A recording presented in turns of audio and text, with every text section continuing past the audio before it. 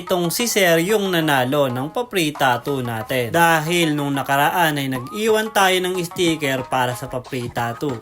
Nice day ngayong araw. Eto ngang si Sir ay nandito na sa studio at ang balak niyang ipatattoo ay yung mga pangalan ng mga mahal niya sa buhay. Hindi kayo nagkamali ng tingin dahil 3 pangalan ang balak niyang ipatattoo. At syempre dahil siya yung masikap na nakakuha ng sticker, libre nga lang niya na makukuha yung 3 tattoo na yan. Kaya i-ready na natin yung mga kailangan nating gamitin sa pagtatattoo at kasama pa rin natin ang produkto ng Crazy Tattoo Supply. Sa pa-free tattoo nga natin ay maraming nag-aabang at syempre kanya-kanyang comment ng lugar nila para sakaling malapagan ng sticker at baka sakaling silang makakuha. Gaya nga rin itong si Sir na tatatuan natin ngayong araw dahil nakasubaybay siya sa mga video natin, mabilis lang niya na napanood at nakuha yung sticker. Bali kapag naglalapag tayo ng sticker, ina-announce naman natin meron na naman tayong mabibigyan ng free tattoo kapag nakuha yung sticker. Sobrang dami na nating nabibigyan ng pa-free tattoo sa palaro natin. At ngayong taon, mas dadamihan pa natin dahil mas sobrang dami nang nag-aabang at pipilitin natin kung maaari makapunta talaga tayo sa lugar nyo. Pero kahit saan tayo malapag o makapunta, lalapagan na natin ng sticker para mas maraming tsansa yung mga nag-aabang na gustong manalo. Kita mo naman, itong si Sir first time pa na magpapatato. Tapos 3 kagad yung ipapatato niya. Ang kulit pa nga nang nangyari dahil nakuha na ni Sir yung sticker. Ito ngang si Sir kagaya din ng iba, hindi kagad nakakapag-update na nakuha na nila yung sticker. Kaya ang nangyari, marami nag-chat at nag-comment na naman na pagpunta nga nila doon ay wala na. Napapaisip na lang ako madalas bakit paano nangyayari yon. Wala na yung sticker tapos wala pang nag-update. Kaya napachat din ako sa nagpunta at wala na nga daw doon. At kinoment ko na din na kung sino ba yung nakakuha dahil wala pang nag-update sa akin. Ang nangyayari pala dahil nga first time na magpapatato si Sir, nagdadalawang isip siguro na mag-chat kagad na siya yung nakakuha dahil magpapaalam nga daw siya sa misis niya kung papayagan daw siya. Ayon din naman ang kadalasan ng rason ng iba, mga gustong magpatato pero hindi pinapayagan. Kaya kapag bigla ang maswerte na nakuha yung sticker natin na may pa-free tattoo, ganto yung nangyayari. Papayagan syempre dahil wala namang babayaran. Pero habang tinatatuan ko si Sir, nagulat din naman ako dahil nabanggit nga niya na may tattoo na daw yung misis niya. Mas nauna pa nga yung asawa niyang babae bago siya. Doon din ako nagulat dahil may tattoo na yung partner niya tapos siya ay magpapaalam pa. Baka nga kasi hindi siya payagan. Parang mali, no? Pero tama naman din na magpaalam muna bago magpatattoo. Pero yung iba, syempre hindi natin masisisi na patattoo muna bago magpaalam. Dahil kapag nagpaalam nga naman, hindi naman papayagan. At eto na nga, linisan na natin para makita na natin kung ano yung kinalabasan sa ginawa nating tattoo. Etong 3